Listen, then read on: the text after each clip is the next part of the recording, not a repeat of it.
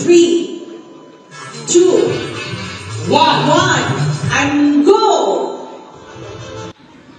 BPL এর Mascot ডানা ৩৬ উন্মোচন। ডানা ৩৬ মাস্কটটি সাম্প্রতিক ছাত্র জনতার আন্দোলন ও রাজনৈতিক পরিবর্তনের প্রতীক হিসেবে ডিজাইন করা হয়েছে।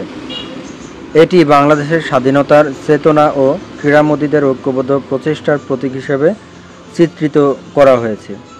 পায়রাকৃতির ৩৬টি রঙিন পালক বিশিষ্ট মাস্কটটি শান্তি এবং জাতির শক্তি ও ঐক্যের প্রতীক।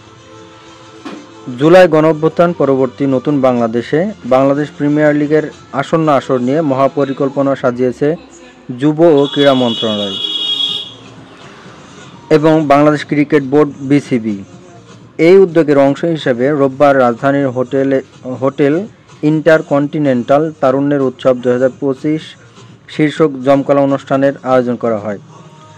তরুণ ও যুব সমাজকে উদ্বুদ্ধ করতে দেশব্যাপী এই আয়োজন মিডিয়া লঞ্চিং প্রোগ্রামে তারুণ্যের উৎসব 2025-এর লোগো এবং আসন্ন বিপিএলের অফিসিয়াল মাস্কট ডানা ৩৬ উন্মোচন করেন অন্তর্বর্তী সরকারের যুব ক্রীড়া এবং স্থানীয় সরকার, পল্লী উন্নয়ন ও সমবায় মন্ত্রণালয়ের উপদেষ্টা আসিফ মাহমুদ সজীব ভূঁইয়া। অনুষ্ঠানে যুব ও ক্রীড়া উপদেষ্টা বলেন, জাতীয় ঐক্য বজায় রেখে দেশ পুনর্গঠন, রাষ্ট্র সংস্কারে এগিয়ে যাওয়াই এই তারুণ্যের উৎসবের মূল লক্ষ্য। এই আয়োজন সফল করতে অন্তর্বর্তী সরকারের প্রধান উপদেষ্টা ডক্টর মোহাম্মদ ইউনূসকে বিশেষভাবে ধন্যবাদ জানাতে চাই। তিনি বলেন, শোককে শক্তিতে রূপান্তর করার জন্য এসো দেশ বদলায় পৃথিবী বদলায় শীর্ষক স্লোগান নিয়ে আয়োজিত হতে যাচ্ছে তারুণ্যের উৎসব 2025, যা অনুষ্ঠিত হবে এবছরের 30শে ডিসেম্বর থেকে আগামী বছরের 8ই ফেব্রুয়ারি পর্যন্ত। আসিফ মাহমুদ বলেন, আমরা সুখে দুঃখে আনন্দ বেদনায় সবসময় জুলাই বিপ্লবের শহীদদের স্মরণ করতে চাই, তাদের ত্যাগের স্পৃহা বাস্তবায়নে কাজ করতে চাই। খেলাধুলা আমাদের ঐক্যবদ্ধ করে, ভিন্ন ক্ষেত্রে যতই মতভেদ থাকুক না কেন খেলাধুলার ক্ষেত্রে আমরা সবাই একত্রিত হয়ে যাই।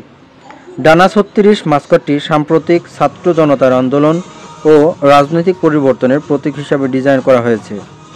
এটি বাংলাদেশের স্বাধীনতার চেতনা ও ক্রীড়ামোদীদের ঐক্যবদ্ধ প্রচেষ্টার প্রতীক হিসাবে চিত্রিত করা হয়েছে। পায়রা আকৃতির ৩৬টি রঙিন পালক বিশিষ্ট মাস্কটটি শান্তি, স্থিতিস্থাপকতা এবং জাতির শক্তি ও ঐক্যের প্রতীক। অনুষ্ঠানে আরও উপস্থিত ছিলেন যুব ও ক্রীড়া সচিব মোহাম্মদ রেজাউল মাকসুদ জাহিদি, এসডিজি বিষয়ক মুখ্য সমন্বয়ক লামিয়া মোরশেদ, বিসিবি সভাপতি ফারুক আহমেদ, বাংলাদেশের জাতীয় দলের বর্তমান অধিনায়ক নাজমুল হোসেন শান্ত, সাবেক অধিনায়ক তামিম ইকবাল ও মুশফিকুর রহিম।